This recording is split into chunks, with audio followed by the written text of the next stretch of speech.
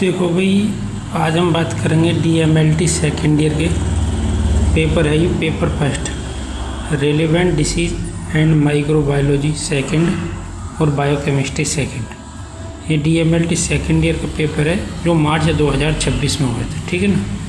Paper first है ये। Paper first में क्या relevant surgical and medical disease है, माइक्रोबायोलॉजी है और बायोकेमिस्ट्री आती है। पेपर फर्स्ट में आती है DMLT सेकेंड ईयर की। और हिस्टोपैथोलॉजी, साइटोलॉजी और का ब्लड बैंकिंग और बायोमेडिकल वेस्ट मैनेजमेंट वो आता है पेपर सेकंड में। तो ये क्वेश्चन पेपर मैं तुम्हें एक बार दिखानी चाहता हूँ कि कैसा पेपर आता है। ठीक है ना। और तुम्हें थोड़ा आइडिया भी लग जाएगा। ठीक। और इसमें देखो 5 तो आएंगे MCQ। ठीक। MCQ देख लेते हैं पहले। Cirrhosis is a disease primarily related to. ये कह रहे हैं जो सीरोसिस बीमारी है वो किससे जुड़ी है, किससे रिलेटेड है, ये कहनी चाहिए।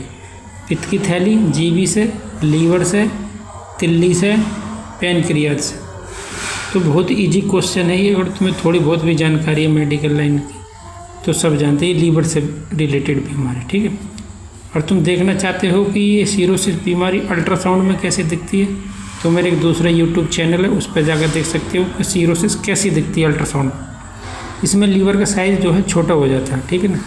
सिकुड़ जाता है इसमें लीवर एक तरीके से। और खाली जब सीरोसिस होती है तो उसमें सीरोसिस ही नहीं होती, उसके अलावा भी पेट में कई दिक्कतें होती हैं साथ। आगे क्वेश्चन नंबर 2 है। देखो ये लीवर है तो इसमें मैंने R बना दिया। क्यों? ठीक है। मतलब ये राइट जो आंसर है इसका लीवर है। इसको मैंने हाईलाइट कर दिया, बोल्ड कर रहा था। दूसरा क्वेश्चन है high cortisol level result due to disorder in the gland. जो कोर्टिसोल हार्मोन है ये कर रहा है इसका लेवल स्तर ब्लड में हाई हो जाए, ऊपर हो जाए, बढ़ जाए या इंक्रीज हो जाए तो कौन सी ग्लैंड डिसऑर्डर में आ गई है। मतलब एक तो होता है ऑर्डर में चल रही है या अपने कामों सही से फॉलो कर रही है, एक होता है डिसऑर्डर मतलब ऑर्डर से बाहर निकल गई। तो कौन सी ग्लैंड है वो? एड्रिनल ग्लैंड है, थाइमस ग्लैंड है, पीनियल ग्लैंड है या पैरोटिड ग्लैंड है। किसी को ना पता तो मैं बता दूं, इसका देखो आंसर तो एड्रिनल ग्लैंड है। ठीक है ना। कोर्टिसोल हार्मोन का लेवल ब्लड में बढ़ता है तो इससे एंजाइटी या टेंशन बढ़ती है आदमी की। ठीक है ना। तो ये जो किडनी है ये ऐसा मान लो कुछ इस टाइप की रहती है। ठीक है।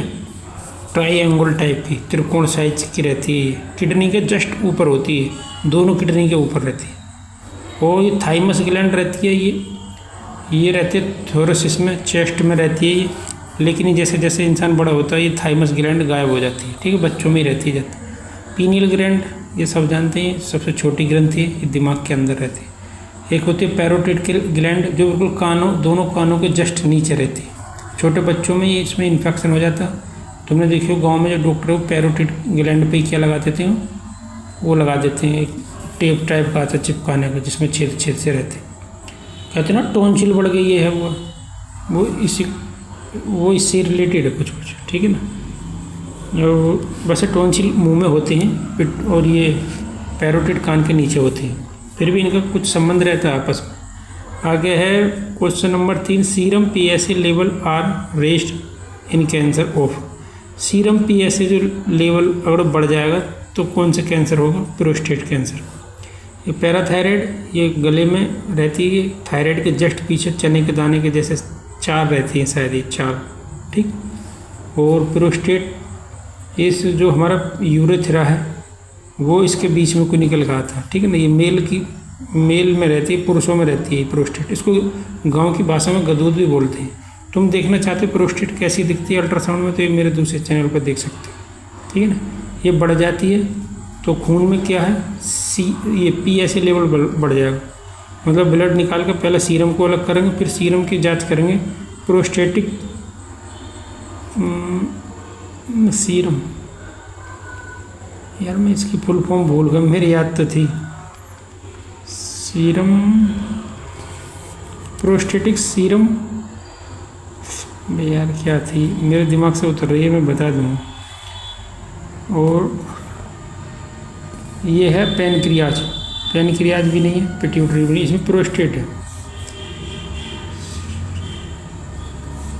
और आगे है ये वेसेक्टोमी इज मेथड, और ये है मेल स्टरलाइजेशन सही है इसमें जो हमारी स्पर्म जो ले जाने वाली जो नली है उनको क्या है काट के उनको बांध देते हैं, ठीक है ना, वेसेक्टोमी है इसमें, ठीक। और फीमेल स्टरलाइजेशन नहीं है, गलत है ये, both of the above, female और मेल दोनों नहीं हो सकते इसमें, नन ऑफ दीज, इनमें से कोई नहीं, तो इसमें है जी मेल स्टरलाइजेशन। अल्जाइमर की डिसीज, अल्जाइमर इसमें जे आ रहा है या जेड आ रहा है समझ, तो जैसे समझ जाना भूल जाओ। मैं इसको कैसे याद रखती हूँ, तो पार्किंसन और अल्जाइमर ये दोनों दिमाग सेंट्रल नर्वस सिस्टम की बीमारी दिमाग की, तो इसमें ये नहीं पता रहती कि ये इस बीमारी में क्या। पार्किंसन में आदमी जो है भूल जाता है ना, उसमें जो हाथ पैर कांपते हैं, ठीक है ना, और अल्जाइमर में जो है इंसान को भूलने की बीमारी हो जाती है। तो यहाँ पे है ये इन्फेंसी लिख दिया मैंने, गलत है, इन्फेंसी की इन्फेंट भी हो सकता है, मतलब बच्चों में होती है बीमारी, जेरिएट्रिक बुढ़ों में होती है, ये अल्कोहलिक जो शराब पीते हैं उनमें होती है, ये प्रेगनेंसी में होती है, तो ये बीमारी होती है बड़े बूढ़ों में, ठीक है ना। और ट्रू फॉल्स पे देख लेते हैं जी, ये कह रहा है kwashiorkor in children is caused by protein malformation, जो क्वाशियोरकोर बीमारी है बच्चों में वो प्रोटीन की कमी के कारण होती है, तो ये सही गलत बताना है, तो इसका आंसर है गलत। जो क्वाशियोरकोर है ये किसकी वजह से होती है, severe deficiency in dietary protein, जो डाइटरी प्रोटीन है उसकी वजह से ये बीमारी होती है। वैसे क्वेश्चन कुछ सही होना चाहिए, प्रोटीन मालफॉर्मेशन मतलब प्रोटीन की कमी, और यहाँ पे भी वही बोल रहा डाइटरी प्रोटीन, तो बात तो एक ही, प्रोटीन मालफॉर्मेशन हो चाहे डाइटरी प्रोटीन हो, और कोई नहीं जब इसमें बता रहा था हम इसको गलत मानेंगे, डाइटरी प्रोटीन इसका सही आंसर है। Goitre is a malignant disease of thyroid gland, जो गोइटर बीमारी है मतलब जो तो हमारी थायराइड है उसमें सूजन आ जाए, एनलार्ज हमारी ग्रंथि हो जाए, तो ये क्या है, एक मैलिग्नेंट, ये कैंसर की बीमारी है थायराइड में, तो ये बोल रहा फॉल्स, ये एनलार्ज ऑफ थायराइड ग्लैंड, इसमें जो थायराइड ग्लैंड है उनमें सूजन आ जाती है, उनका साइज बढ़ जाता है, ठीक। Crohn disease and intestinal disorder, जो क्रोहन डिसीज है ये इंटेस्टाइन की बीमारी है, तो ये बिल्कुल सही बात है, ठीक है ना। इसमें आंतों में क्या इन्फ्लेमेशन हो जाता है, खासकर बड़ी आंत अंदर उसमें जख्म टाइप के हो जाते हैं आंतों में इसमें, ठीक है ना। बोला TB typically present with rise in morning temperature, ये गलत है। ये कह रहा है टीबी में जो है जो बॉडी का जो तापमान है वो टीबी वाले मरीज में सुबह के टाइम बढ़ता है, तो ये गलत बात है, फॉल्स। इसमें बोल रहा है ट्रू क्या है, इसमें लो ग्रेड फीवर किस में आ जाएगा, लेट आफ्टरनून, दोपहर के बाद या शाम को क्या है बुखार आता है इसमें टीबी वाले मरीज।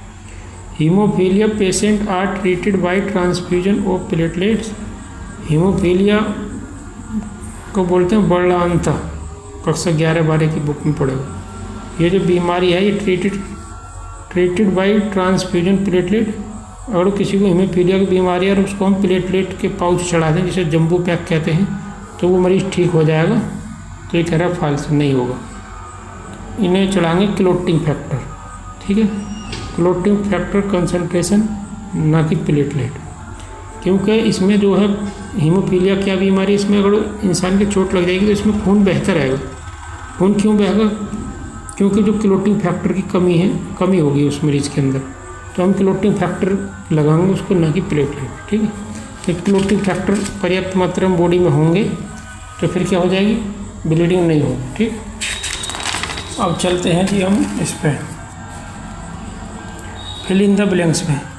Pre eclampsia is a complication seen, preeclampsia जो है ये कॉम्प्लिकेशन किस में दिखाई देती है, प्रेग्नेंट लेडीज़ में, प्रेगनेंसी भी लिख सकते हैं, प्रेग्नेंट वुमेन लिख सकते हैं। Increase intracellular pressure is called, increase का मतलब बढ़ा हुआ, इंट्रासेल्युलर प्रेशर में सेल के अंदर का प्रेशर जो इज कॉल्ड क्या कहलाता है, ICP, intracranial pressure, intracranial pressure कहलाता है। पर यार ये समझ में नहीं, increase intracellular pressure is called as क्या कहलाता है? ICP, intracranial pressure. Intracranial pressure तो ये सिर की हड्डी पे पड़ना चाहिए। इसमें चलो इसको मैं थोड़ा इस पर रिसर्च करके तब बताऊँगा, ठीक। मैं तो चेक करके बताऊँगा रिसर्च किया। HPV, human papilloma virus vaccine prevent against cancer of cervix. ये बिल्कुल सही बात है। जो मस्से निकलते हैं, मस्से वाला जो वायरस है उसका नाम है HPV। इस वायरस की वजह से सबसे ज़्यादा कैंसर होने के चांस कहाँ पर रहते हैं? सर्विक्स पे, मतलब बच्चेदानी के मुंह पर। एज वेल एज वेजाइना पे भी कैंसर हो सकता है, ये बलवा पे भी हो सकता है, और एनस पोटी के रास्ते के आसपास पे भी हो सकता है, और गले में हो सकता है। BDRL test come positive in syphilis, ठीक है ना। BDRL जो टेस्ट है इसको ज़्यादातर उसमें कराते हैं, जैसे प्रेगनेंसी, किसी के ऑपरेशन होना है, गर्भवती महिला का, या नॉर्मल डिलीवरी होनी है, तब जो डॉक्टर लोग हैं वो इस टेस्ट को करवाते हैं, BDRL। इसकी फुल फॉर्म मेरे किसी को याद हो तो बताना, मेरे को याद तो नहीं है। B से वेजाइना है शायद, D से डिसीज है, R से रिलेटेड कुछ याद नहीं रही यार, ये पढ़ी थी उसे एक बार। Most common cause of lung cancer, तो इसका तम्बाकू को समझ जाना, ठीक है ना। और ब्रैकेट में लिखना चाहो सिगरेट स्मोकिंग। तम्बाकू में भी देखो कई टाइप के तम्बाकू रहते हैं। एक तो रहते हैं जो सिगरेट वगैरह पीते हैं, वो तम्बाकू। और कैमरा में क्या होगा यार, चमक कम होगी कैसे? अब सही है। और एक रहते हैं जो सिगरेट वगैरह रहती है, बीड़ी वगैरह। तो जो स्मोकिंग धुआं वाली जो वो रहेगी तम्बाकू, वो ज़्यादा नुकसान करती है। अब शॉर्ट क्वेश्चन देख लो इसमें कैसे आए थे आपके 2026 में मार्च में जो पेपर हुआ। फर्स्ट एड इन सस्पेक्टेड फ्रैक्चर, मान लो किसी के हड्डी टूट गई है, ऐसा तुम्हें सस्पेक्ट है, मतलब डाउट लग रहा, तो उसको सबसे पहले तुम क्या करोगे ये बताओ, ठीक। PPE for medical personnel. Medical personnel का मतलब जो मेडिकल लाइन में काम करते हैं, चाहे नर्स हो या सर्जन हो, डॉक्टर हो, पैरामेडिकल स्टाफ हो, कोई भी हो, उसको लेकर बतानी PPE, पर्सनल प्रोटेक्टिव इक्विपमेंट। इसके बारे में बताना, जैसे चश्मा, मास्क, एप्रिन और ये सब, इनके बारे में बताने, ठीक है, ग्लव्स वगैरह और गोगल्स, चश्मा वगैरह। GB स्टोन, पित्त की थैली में पथरी के बारे में बताना, इसके ट्रीटमेंट, डायग्नोसिस और क्लिनिकल मैनिफेस्टेशन, डेफिनेशन सब बताने। फीवर चार्टिंग, फीवर को तो चार्ट बनाना कि कितने पीरियड से ऊपर फीवर होगा तो कितनी उसमें रहेगा, और इतने रहेगा तो इतने रहेगा, ऐसे बताना। Pre anaesthetic checkup, pre anaesthetic checkup, यार ये क्वेश्चन तो मैंने भी कभी नहीं सुना, पर प्री एनेस्थेटिक चेकअप का मतलब ये कि एनेस्थीसिया देने से पहले किसी मरीज को उसके कौन से चेकअप करें, कौन से चेकअप। एपिलेप्सी का मतलब कह सकते हो, एपिलेप्सी या सीजर, मिर्गी के दौड़ा पड़ते हैं गाँव में, कहते हैं कि इसको दौड़ा पड़ रहा है, तो कुछ उसको बोलते हैं एपिलेप्सी से। लॉन्ग क्वेश्चन में कौन से क्वेश्चन आए हैं जिसमें discuss causes laboratory work of meningitis, meningitis के बारे में बताना सब कुछ। इसकी मेनिंजाइटिस की डेफिनेशन या इंट्रोडक्शन बताओगे, इसके कोजिज बताओगे, किस वजह से होती है, क्या किसके कारण हो सकते हैं, साइन और सिम्टम्स बताओगे, और डायग्नोसिस बताओगे, रिस्क फैक्टर बता सकते हो, ट्रीटमेंट वगैरह मैनेजमेंट बता सकते हो, ठीक। Work up of a patient presenting with hepatitis, work up of मतलब एक मरीज है जिसको हेपेटाइटिस है, उसको कैसे ठीक करना है, शायद उसको ये पूछे।